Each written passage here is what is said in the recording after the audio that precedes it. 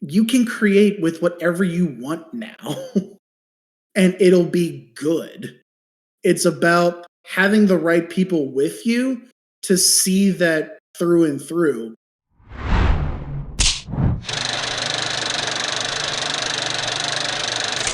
Welcome to the Indie Spotlight Podcast Season 2, Episode 4.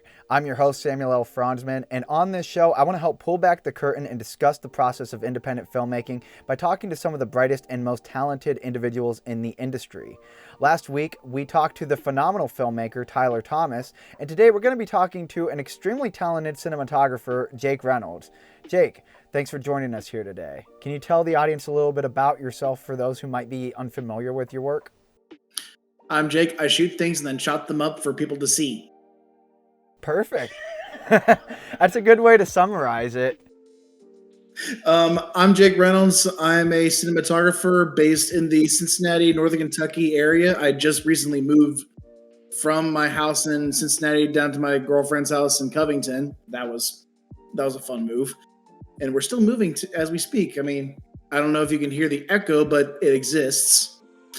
But I've been a DP for the past 10-ish something years, accumulating gear, accumulating credits. Been making feature films for the past 4 or 5 years seriously, and I have just been making shorts with my friends for that entire time and just getting better and better and better as the time rolls on, and could not be happier with where I am. Awesome. Well, I'm glad to hear that. And it's funny how involved you've gotten too into the film industry, because when I went to your IMDb, when I was looking into you and some of what you've worked on, I read on your bio that you originally were in college for construction management, and then you changed your major to film. So tell me, what's the story behind that? How did you get involved into film? Like, what caused such a drastic change in your career goals? You know that really famous quote from Hook, "I have an apostrophe"? Yes. Uh, well, I had an epiphany when this is my first year, so my freshman year in college. My major at that point in time was construction management because that was all I really knew at that time. Because in the latter part of high school, I was a roofer for my uncle's roofing company. So I would do shingles, tar roofs, metal roofs, gutters, downspouts, and general cleaning of all that stuff when I was in high school. And being that I was young, I could do all that stuff and not really have any say in it. But then when it got to college, my eyes started to open a lot more to the world because I only knew that little spot in the world that I've just grown into in construction and sports at that point. And for one of our projects, for our final project in Construction Management 101, you had to survey a construction site for the entire semester. And there was a new college being built on NKU's campus, Griffin Hall, and I didn't have a car, so I went, that is the perfect spot. Because it was walking distance and I was just right there in the dorms. Perfect, right? It was during that time that I realized that what Griffin Hall represented to me was the future of what I could become. And it just started something in my head where I woke up in the middle of the night, just maybe at 3 a.m, and I went, I don't want to be a roofer for the rest of my life. And then shortly after that, I switched my major and went over to film. And it's been that way ever since.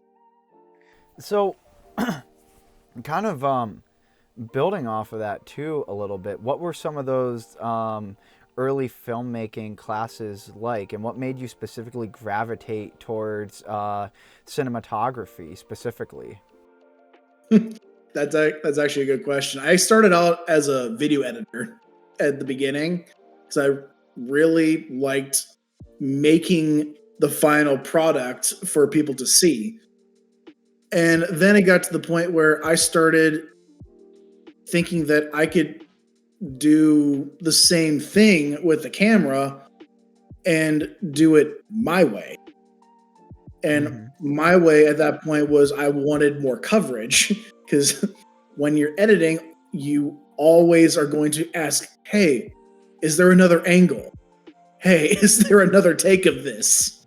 Hey, why didn't you keep this one going? And it was maybe 3 something years into being an editor that I went, I want to get behind the camera and see what I can do. And that just snowballed. And now I am where I am today. Yeah, I definitely can relate to that. That's why, for me, whenever I typically like to edit my own movies, but I don't enjoy editing stuff for other people as much. And I think that's a lot of it is I like to edit what I shoot more than to be given a set of things and now put this together into into the coherent story. And then there's you're struggling with there's not enough from this coverage, or you'll notice, oh well, look, you just left in this continuity error or something like that. Yeah. Yeah. That's been the biggest thing, being your own assistant director, trying to pick up on things that the audience will pick up after you're done with post. Oh yeah, oh yeah, 100%. It the way it always goes on one of my sets too with that is there'll be I'll pick up on something that nobody else saw, but then somebody else will pick up on something that I never saw. And like my first AD, he'll notice something. My unit production manager, she'll notice something, and it all kind of comes together. And then I'll even go through the entire editing process, put together a rough cut, and then I notice something that nobody noticed, not even myself, when I was staring at the screen for hours. Oh man, this is real. This is so real. Yeah, I'll just openly say this, and this will be for anyone that watches my movie I just did, In the Hands of Fate. There is a shot where you can see a microphone that there was no way to cut around it. I had to leave it in the final product, but nobody other than myself has ever noticed it. I'm the only one that's ever seen it. So I almost want to give like a prize to the first person who actually can pinpoint where that shot is. It's a 2-hour long movie, so if you can find the one shot in the movie, you could see a microphone. I mean, So here's a good one for you. It's not a continuity error, but it's the way we got around a continuity error. okay. So you've seen Sundays with Dad, right? The Tom Angeletti movie that Yeah. stars Timothy Cox and George Hildebrand. Yeah. So I'm Great. I'm the DP for that project, and there was a particular shot where the father and the son are enjoying turkey sandwiches together, right? Right. Uh, Tim was the one that made those sandwiches, and we only had one per person. Oh no. So the way we got around it is during the wide shots, we would take very small bites off the edges just to make sure that we had 4 takes to get a solid piece of dialogue. And then when we would get into the close-ups, we would take the bigger bites. And that's actually something that Tim taught me, because that's genius to get around the continuity errors. Because when you start the wide shots and the close-ups, nobody's going to notice. Yeah, exactly. When you start a new edge. Oh wow. That's the brilliance. That's the brilliance of working with really, really good people. Oh yeah, and I know Tim and Tom, and they're both absolutely terrific. So before I continue on asking you questions, you just reminded me of one other short little story. Speaking of sandwiches and movies, So the Okay. oh yeah, no, it actually goes right hand in hand. So the opening scene of my feature In the Hands of Fate that we shot originally as the proof of concept a couple years back is where they're sitting in the car in a parking lot eating burgers. And at one point, the main character, Donovan, gets a hair in his burger. So then he gets all, pissed off and he chucks the burger out the window. Okay. And so I bought $100 worth of cheeseburgers from Wendy's to do that. And we ended up going through, I had one burger left by the end of it. And it was to the point where like Adam was even saying, if it didn't hit the ground, as long as it's still in the wrapper, I'll eat it. I'm like, no. If we have to go back to Wendy's, we'll go back to Wendy's before I make you eat a floor burger. I mean, come on. Wendy's is perfect. You Oh gotta go yeah. back for more, right? Oh yeah. Yeah, they never questioned why I ordered so many, and that was more than any other brand in the movie. That was the brand I made sure to hide the most, because if there was any company that might want to sue me, like I don't think that if you see a little bit of a Budweiser sign in the bar scene that Budweiser's going to freak out. But if Wendy's sees I did an entire scene of getting a hair in your burger and then chucking the burger out the window, so I made sure to hide that brand for sure. See, at that point, the Budweiser sign in the background of the bar, that you can consider that incidental. Because Right, right. you're at somebody's business, and that's what they do to create the background, the ambiance. You can't avoid that. Right. But Right. yeah, you got a point there with the hair and the Wendy's sandwich. Uh, Yeah, it might not be the that best was a look. smart move. That was a smart move. Yeah.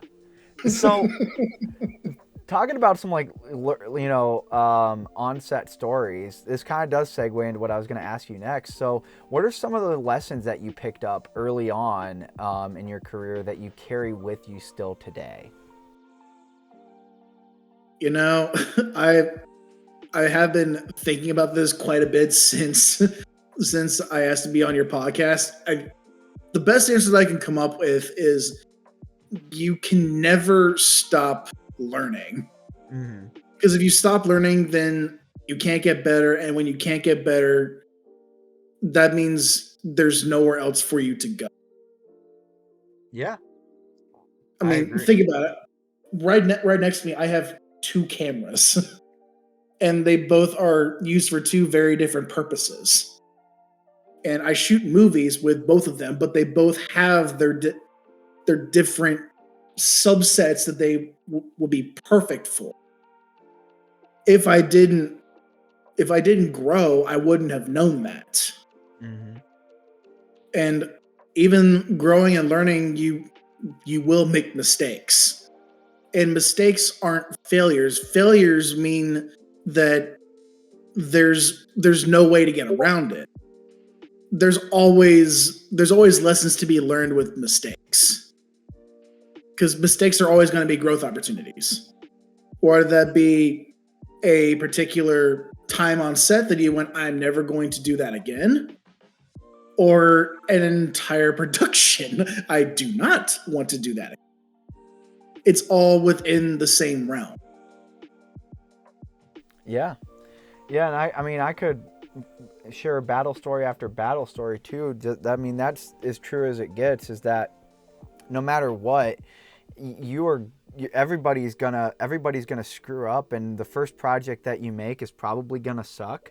The very first short film I ever made, which I don't even have publicly available, is on one hand, it is so bad that it's barely even watchable. But on the other hand, I recreated that scene almost beat for beat, even keeping a lot of the dialogue the same in the Hands of Fate, because I saw that as this was my first learning opportunity. It's my very first short film. I can redo it and actually make it look good and make it look professional and kind of have that, best of both worlds of the nostalgia, but also growing. And you're always learning. There's so many things that I learned, whether it be 9 pages of action in one day is probably not the best call to make. I mean, I've done 20. What? 20 of not dialogue we're talking like action, like stunts, like stuff like that. Yeah. Okay, what was that like? I slept for 12 hours after that. And whenever I had a chance to put my feet up, I put my feet up. Yeah, oh, I'd imagine. I think the longest shoot that I've done was about um, between 14 hours, I would say. I'm giving a rough figure because my day on set was obviously significantly longer than most of the other people, except for the people that I was responsible for giving them a ride. They had the same day that I did, but like most of the time, like when it's a wrap, everyone can pack up, go home. I'm the last one there on set, closing everything up, and so I'd say it was about You're right. 16 hours. You're right there with the DP, doing your idiot checks, putting gear away, helping people put gear away, making sure that everybody gets out. Yep. Yeah. Well, luckily too, the DP I was his ride, so Okay, there you go then. exactly. So I want to kind of talk about something else. So, funny enough, when before we had the podcast, we had a little discussion, me and you, about. I was gonna talk about like what camera you're starting on and what you're shooting on now, and getting into some of the technical stuff because I noticed a lot of people ask about that. A lot of people want to know that, but you already kind of gave me the answer that I was subtly fishing for to begin with, which is that it doesn't necessarily matter. It's more of what you do with the camera and how you use the camera and how you frame your shots and how you light your shots and when to pan the camera, when to tilt the camera, movements to do. So I want to ask you this instead of talking about gear. What do you think are some of the biggest things that someone who's never picked up a camera in their life but they want to, what are some of the biggest things that a beginner should focus on to get better at cinematography, to get better at composing a great image? The thing that they should focus on is asking questions.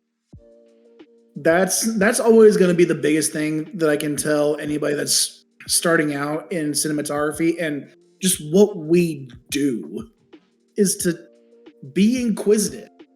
Don't think that your question is a stupid question just because it's day one for you. It's never going to be a dumb question because we all have been there before.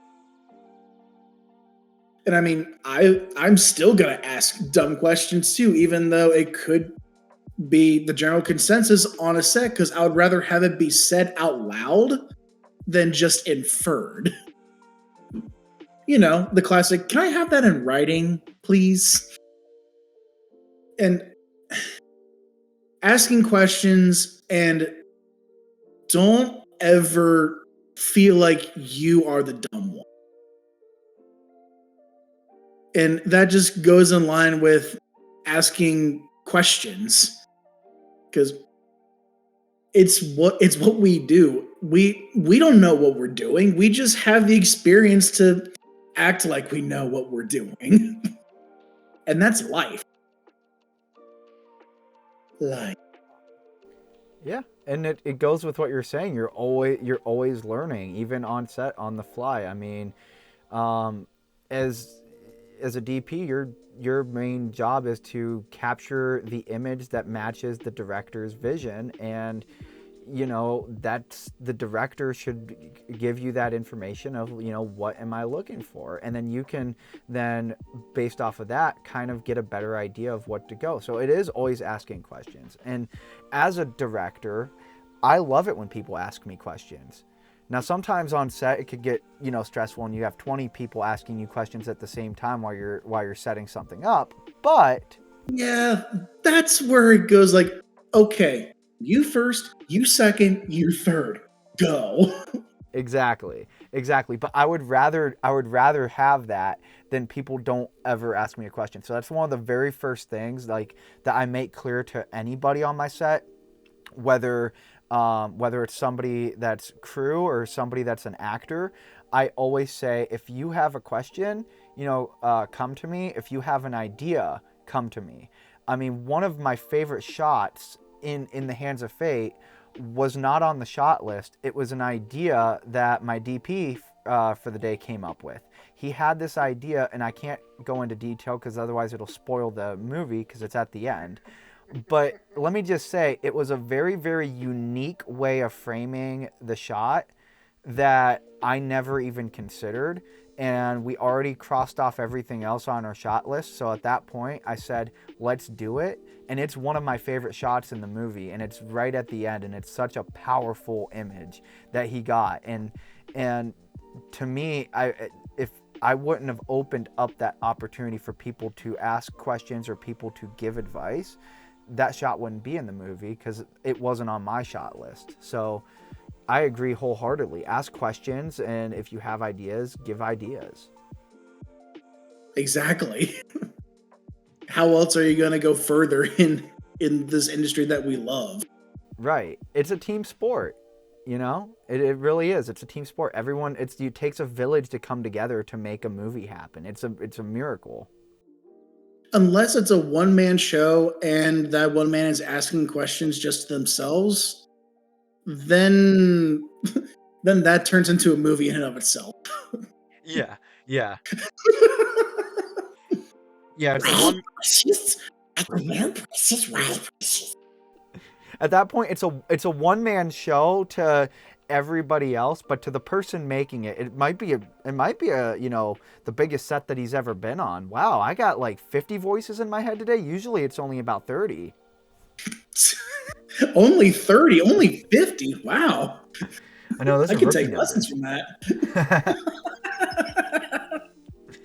So let me ask you this: so what were some of your biggest inspirations in terms of like what movies and what specific like shots really strike you as something like when you're watching a movie like, oh, I'm gonna jot that down? What's kind of some of the inspirations that you take in terms of forming your style as a DP?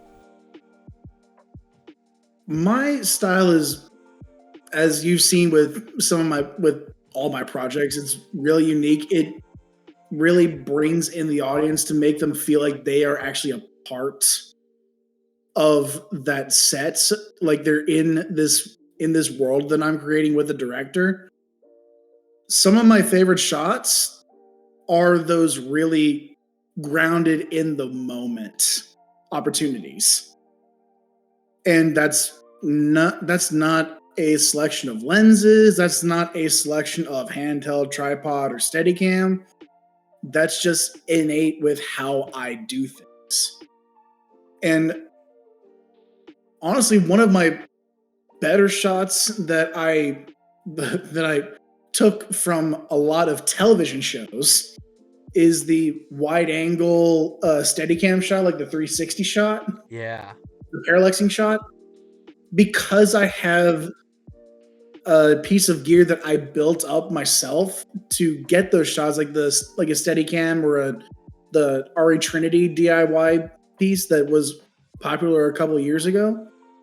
I've since perfected mine, and I can get those shots now with any gear that I have. And I love doing those shots whenever I have the opportunity to. It may not suit the atmosphere at all for the conversation, but dang, does it look good. Yeah, I agree. I love that shot. Like literally, when you're putting me in that mindset, I'm thinking it literally drives me right to like the the opening of Reservoir Dogs, which if you can look, it's blurry in the background, but you can definitely see in the background. That's a movie that inspired me a lot as a filmmaker. Quentin Tarantino's first feature film, first actual feature film, because a lot of people don't know about my best friend's birthday, which according to him is now Guitar Picks, but So I mean, it's really interesting to have people talk about the Steadicam and talk about that there are more than just one use for it. Because most people think Steadicams as, oh, that's the stuff you see on the NFL games to get the the player shots, or that's the shot you get when you're walking or you're running. No, it can be used for a lot of other things. Oh And yeah. it's mostly in place of when you are trying to add movement, when you don't have the space for a crane or a jib. Yeah. And that's the more important spots where you want to add just a slight little bit of movement, but you have the space of an office. Yeah, yeah, absolutely. Yeah, that's definitely on the high top of the list of gear that I personally want to buy and own is a good steady cam rig. If I could get a good rig set up, that would definitely be something on my list because I'd love to get more shots like that. There's some shots in the Hands of Fate that we should have had that system that we ended up doing handheld and it wasn't the greatest. I will say this, having a Steadicam is a huge source of pride, but it's the research and getting to master it is a completely different animal. Because you can't say that you own a Steadicam, but that doesn't mean you know how to operate. Right. Yeah. It took me 3 years to figure out exactly what I needed to do to set up my Steadicam properly to make it behave the way it behaves for everybody else. Yeah. And what's special about mine is that mine's homegrown, so it's meant for like the smaller cinema cameras for independent productions. But it's still the same theory that the counterbalancing still has to behave like the big 50 to 70 pound rigs. It's still the same. It's still the same practicality, but it's my own setup. But every balancing and counterbalancing is still the same parameters. Mm-hmm. I just had a longer learning curve than a lot of other people. Well, I mean, and that's okay though because it's something that you're always figuring out new stuff. I mean, for me, the best I have is I have a gimbal and it's a great gimbal, but I still need to get new. I need to redo my rig because I shoot on a Blackmagic Pocket Cinema 4K, which is it's a great camera. It's a great camera to use. It's a cheaper camera, but it's also it shoots the 4K B-raw, which is amazing. You have a lot of options to color grade with that, whether you're grading in Premiere or if you're grading in DaVinci, which is even better. Gives you a good image, and it's a smaller camera. But the gimbal I have, though, in theory, it will fit it. It just won't fit it with the lens I have because the lens I have is like extremely heavy. I did buy a half cage because you have to have a half cage for it because a full cage is not even gonna like fit on there, and then I need more connections for the gimbal I have because I need to buy at least a better follow focus for it, as well as a splitter cable that I can actually try to power. I can power the camera through the gimbal. How long will that last? I don't know. Trial and error. Probably not long. It's probably batteries that are supposed to last 7 hours. As soon as I plug the camera into it, are probably going to last maybe 45 minutes at best. But it's one of those things. It's all trial and error. That's the fun thing about it. And what you were talking about, the Blackmagic Pocket, the one that Blackmagic has gone with, that body style is the reason why I moved on from Blackmagic because I'm an OG guy. Like I'm still rocking my micro cinema that I bought for $700 or $800 on Adorama, Yeah. and it shoots only 1080p, but it shoots uncompressed cinema DNG. And the best way that I can describe it is for Sundays with Dad. That was entirely shot on that camera, and you'd be hard pressed to believe that it was shot on it because it's exported in 4K, and it looks really good. And people just throw that off to the side because it's an older camera, quote unquote, and only shoots 1080p, but it's a raw 1080p, like an uncompressed raw 1080p that you can upscale to your desired resolution, and you'd be fine. I mean, heck, even my Nikon D3200 that I first started out with, I can shoot 1080p in that and still export into YouTube 4K because there's enough bit rate with that footage out of the camera that 4K for YouTube is considered a compression saver. Because YouTube 1080p is not that great anymore. No, it's not.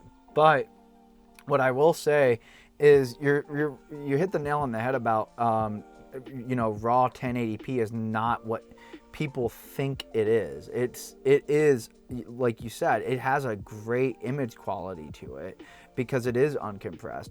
So one thing that I've started doing now, mainly because I tried it out of necessity because I was starting to run out of some space on some of my SSD cards. So I started shooting some of my YouTube videos where I used to shoot everything and I had it in my head that I'm like, if I'm going to shoot something, I'm going to shoot it in the highest quality no matter what. And so I always set it to 4K DCI. And I mean, it ate through like storage space like crazy.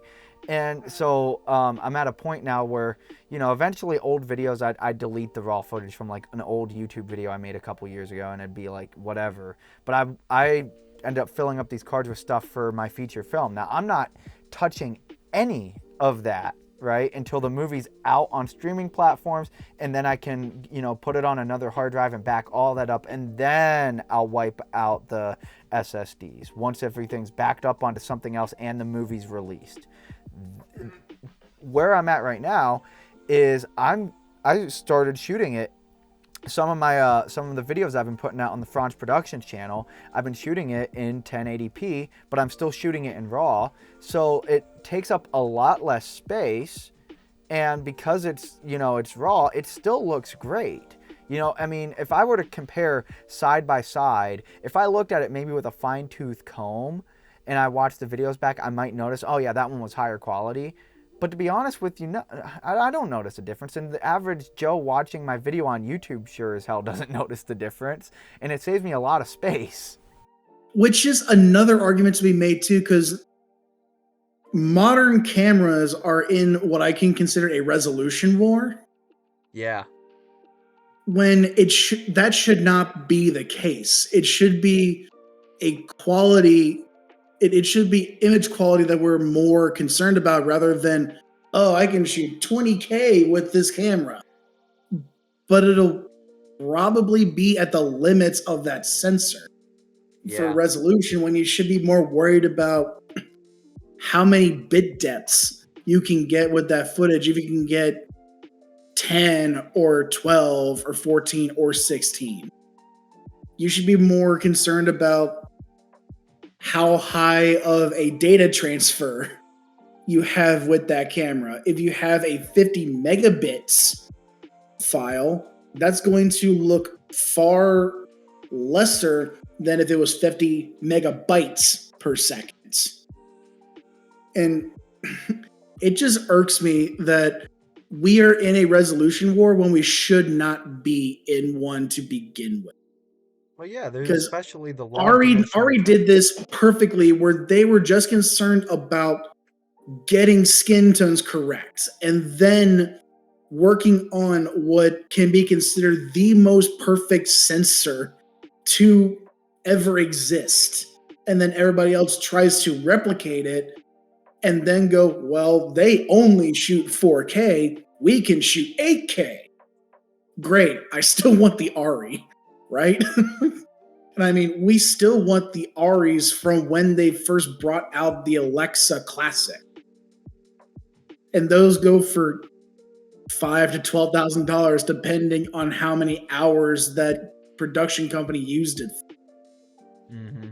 And I mean, it's the reason why I still have the micro, because it shoots 12-bit 1080p, whereas my Z-Cam over here, it can shoot RAW, but the company is very much saying to the community, do not shoot our RAW, shoot ProRes 422 HQ, which is still 10-bit, which is still really good, and it's ProRes, so it's a way better bit rate.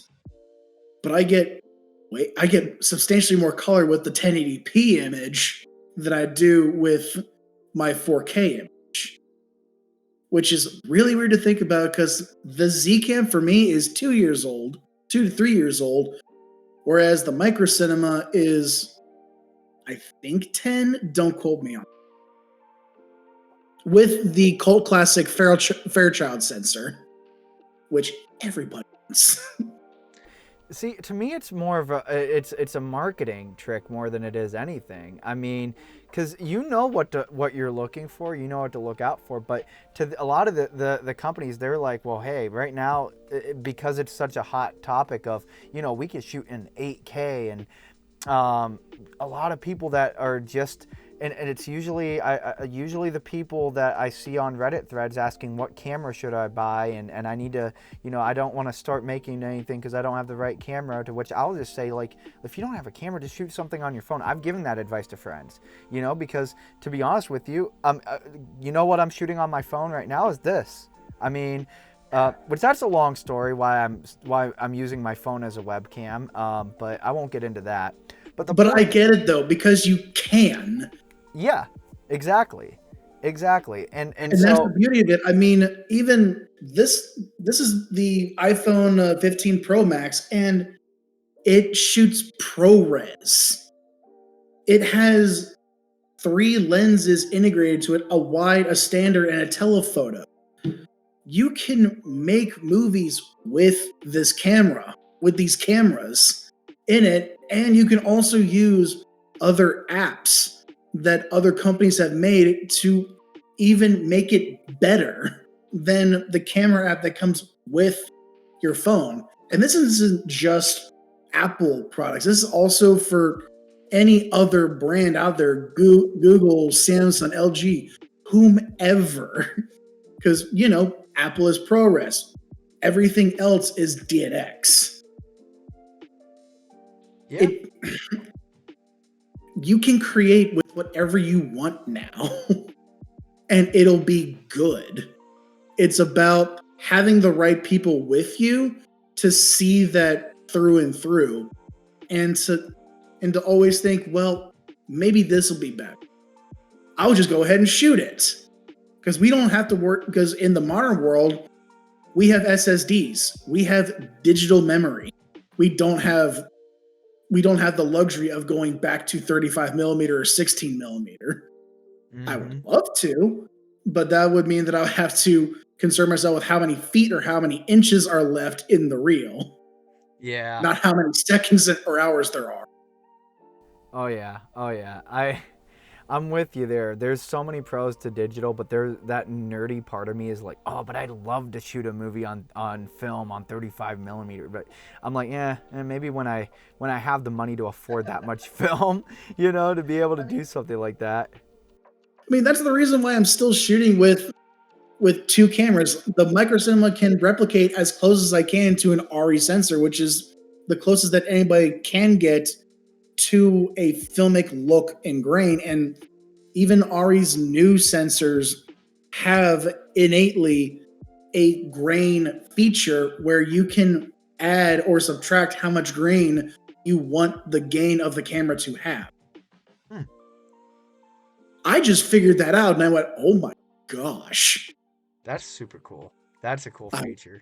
I want it. Yeah. But the best that I can do as a common peasant is a Fairchild sensor from a camera that is considered obsolete to a lot of people. But it's that unique image. Oh God, okay. Hold on. There you go. But it's that unique image. It's that image that will have people go, how do you get that look? Or, man, that looks amazing. Because most sensors out there right now are from Sony or Panasonic. It's a shame, but it's true. And here's when you put the nerd alert graphic up. Well, no, but hopefully the people are listening in on Spotify or watching us on YouTube that are gearheads that could definitely add some comment to that as well. Talking about the sensors. But I do want to It's shift. definitely interesting to think about. And when I started, I was more worried about just getting stuff out there. I wasn't worried about log gamuts or high fidelity or HDR, SDR. I was just worried about, does this look real? Okay, cool. I can push it to the editor. Yeah, I think I'm definitely more on the other end of it, since I'm first and foremost a director, and then probably second beyond being a director is, I know enough about cinematography to know what looks good, but to go into into the technicalities, a lot of that still, some of that is above me. Like, I know enough to get by and to know what looks good. Like, I can look at a shot and say that looks good or that doesn't look good, and I can I can go in and say, okay, here's how we should light this, and this is the angle I want, and this is the type of movement I want or don't want. But definitely more from the perspective of a director to communicate that. It's definitely interesting to not only be a part of that conversation, but to also see it happen. Mm-hmm. Because I can talk film speak to a director, and the director will just have glazed over eyes and go, whatever you just said, go ahead and do. Yeah. Because that's happened to me before, where I have gone, okay, I'm going to shoot this at T2.5 with this shutter speed, and I'm going to have this amount of ND on it, but we're going to have my 200 over on key and my 120 over on fill with a half degree flag. Yeah. And it's like, well, let me see how that looks, Now, let me ask you something, because I will say this. I've seen directors who are guilty of this. Fortunately, I'm not. I took enough classes. I can tell you, I'm proud to say that I know the difference between a pan and a tilt. But how many times do you have to stop yourself from screaming if a director says, "Yeah, can you pan up?" Today. So I work as the content creator for Hothead Burritos up in the Kettering, Dayton area. Yeah. We had a shoot today for our next limited time offer deal. The amount of times I heard pan up from my coworkers and colleagues and my manager too. I'm just going, I know what they mean. What they mean.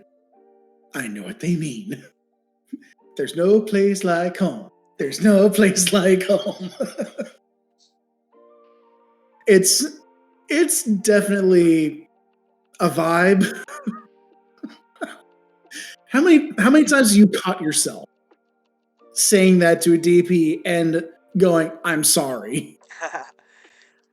I'm actually very good about not saying pan up. I think what I have the bad habit of is any time I want to any movement whatsoever, I say, I need you to track this. I say, that's what I always say. I need you to track this. I need you to track behind. I need you to track in front of them.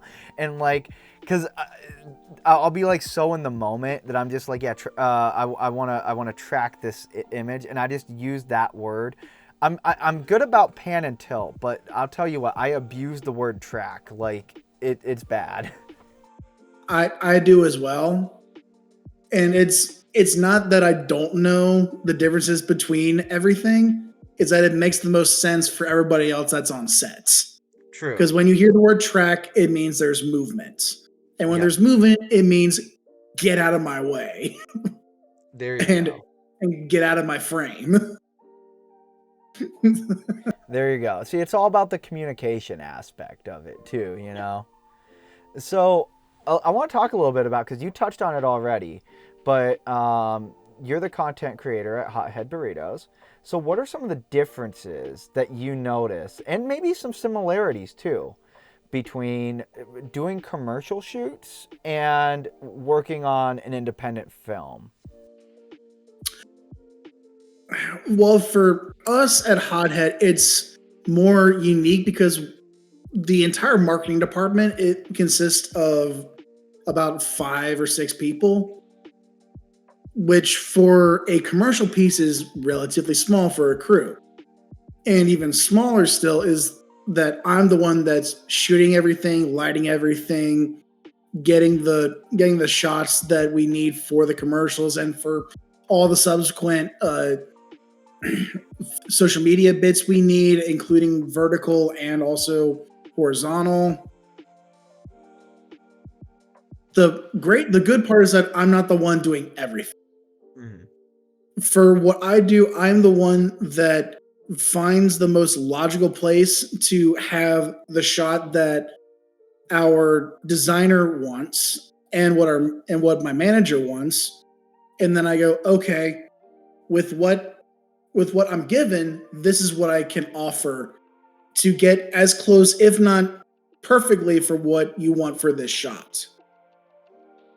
And most of the time they go, okay, that's perfect. Let's see it. And then we can play it back later because we are shooting on a Sony and I have the Rokinon Cine DS lenses with me.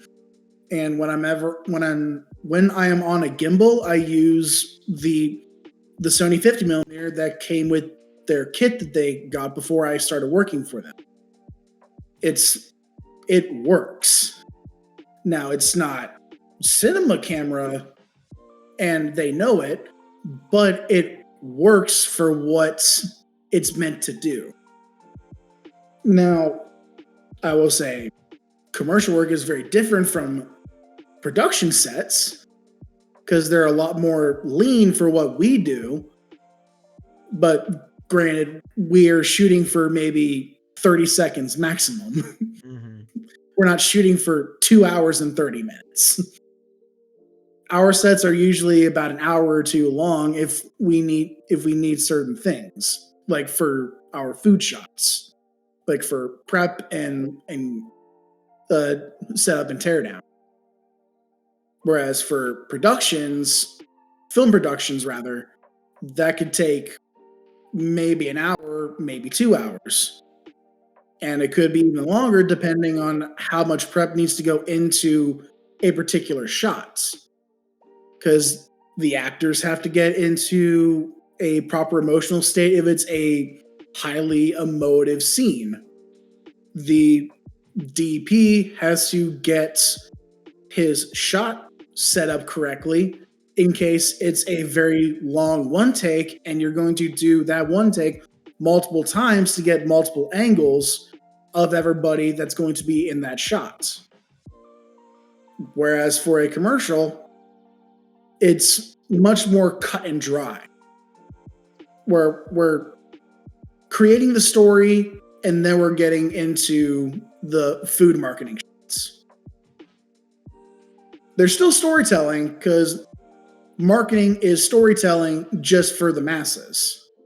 Mm-hmm. It's still within the same concept, but it's a different niche. Yeah. I got to be part of a commercial shoot one time. I was the first AC on a shoot for Grubhub. There was going to be some ads that was going to play on Snapchat. And how we got involved on this set was one of the guys that was higher up in this video marketing company was actually a background extra for a feature film that I was helping out on that one, actually on sound as a boom op. And so he really liked the entire crew, the director, the DP, obviously, me doing sound, our mixer, even, all the way down to our script supervisor. And basically, he was like, "Hey, this crew is really great for this commercial shoot." He talked to the owner of the agency and said, "Hey, would you want to bring them on to help as a crew?"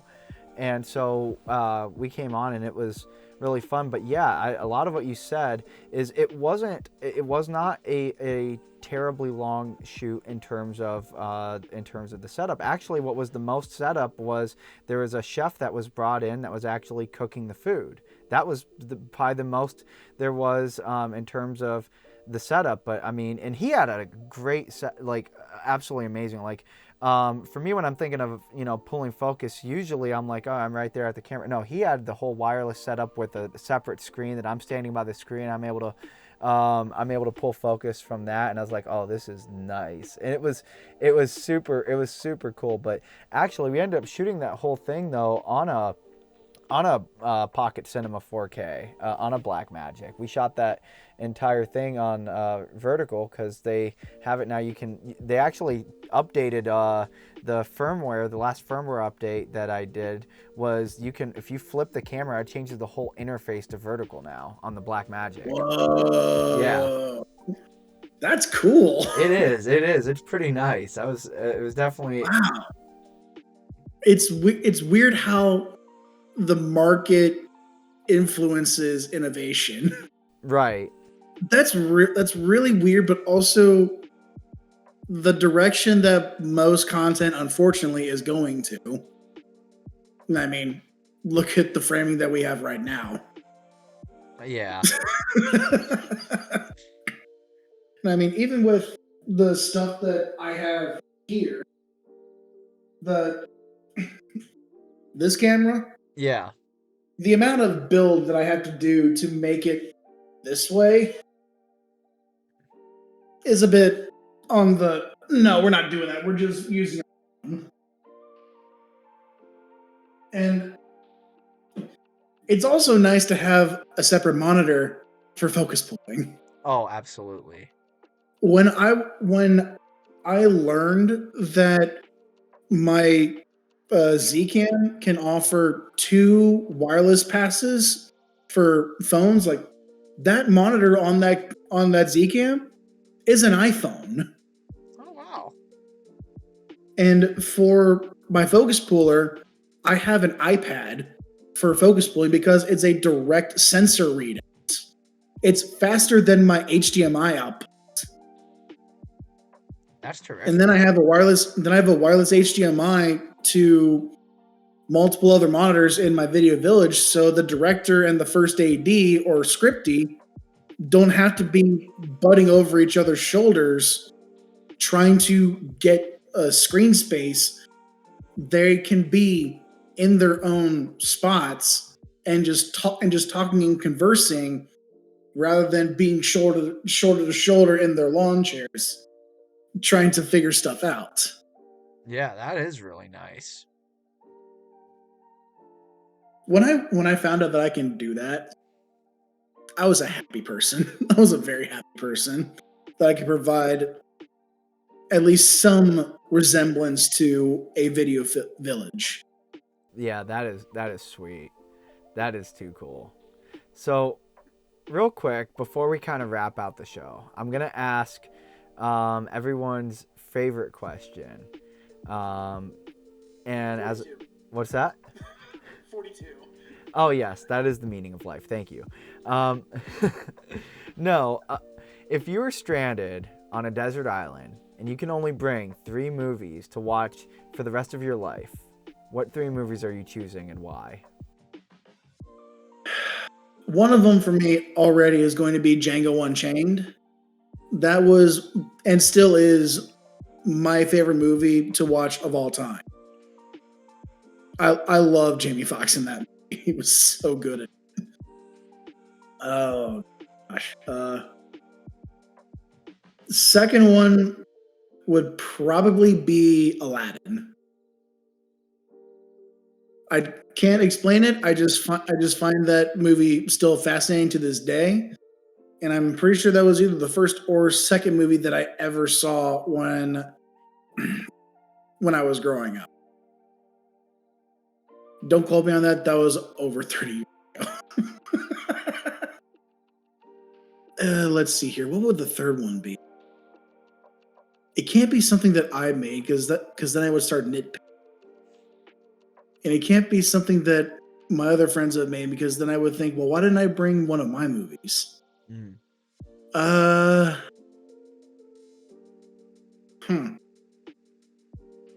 Do a lot of people have this issue with this question? Oh yeah, that's why I hope nobody ever asks me that, because I'd feel like it's weird because nobody's being held accountable to this. I'm not like gonna actually put you on an island and do a game show where I'm like, okay, well, now I'm gonna hold you to it, but it feels like it. Okay, I have another question for you. Okay. How many people answered Castaway? Nobody yet, actually. No. I did have somebody change Castaway for my third. Castaway? Yeah, I was going to say, it was kind of shocking that nobody's ever picked Castaway. I feel like that'd be the perfect movie. I actually had somebody change their answer from Schindler's List to, what did he change it to? I forget, but he had me cut it out anyway. But I remember he went on this whole thing about why he would pick Schindler's List, and then halfway through he said, can we cut this? I don't want that as my third movie. Like, it's weird that I'm the first one to choose Castaway. Has anybody chosen Life of Pi? No, nobody chose Life of Pi either. That's another perfect one. What? Yeah, no, I had somebody. Serious? No, I actually somebody chose Terrifier. Come on. Come on. Oh, I'm serious. Yeah. Wow. Yeah. Okay. Well, hey, you get to be the first one that picked Castaway. I'm sure now other people will, but man, what an honor. Yeah. I would like to thank the Academy. Yeah. Oh yeah. I wanted to talk real quick before I really close it out, because I didn't want to butt in while you were still giving your answer.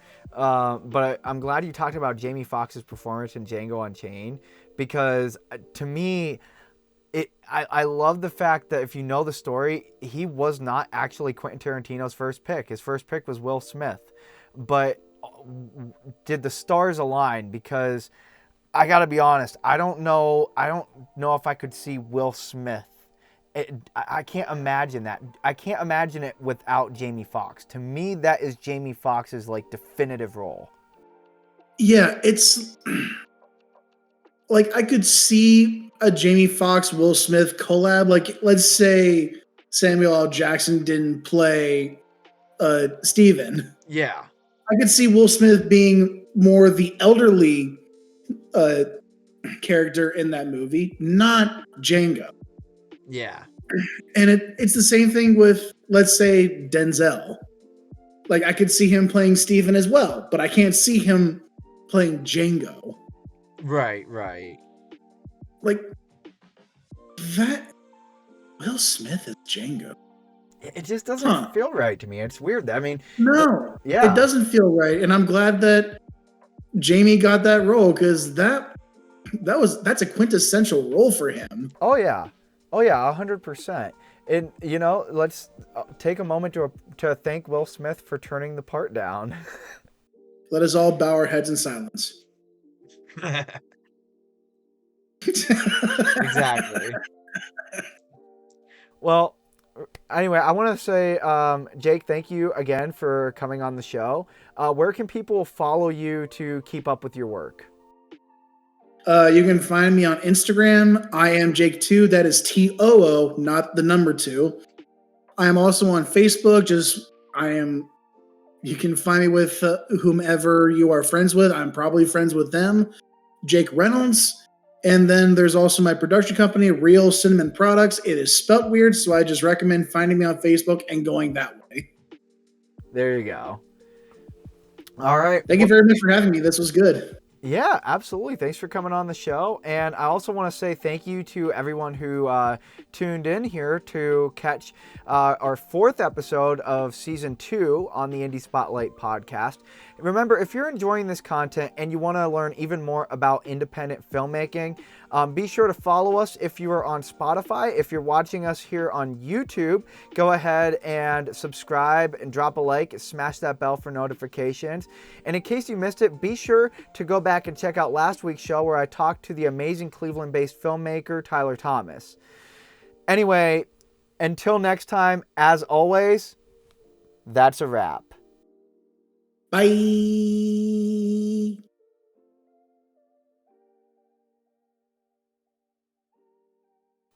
Oh my God, I can do that?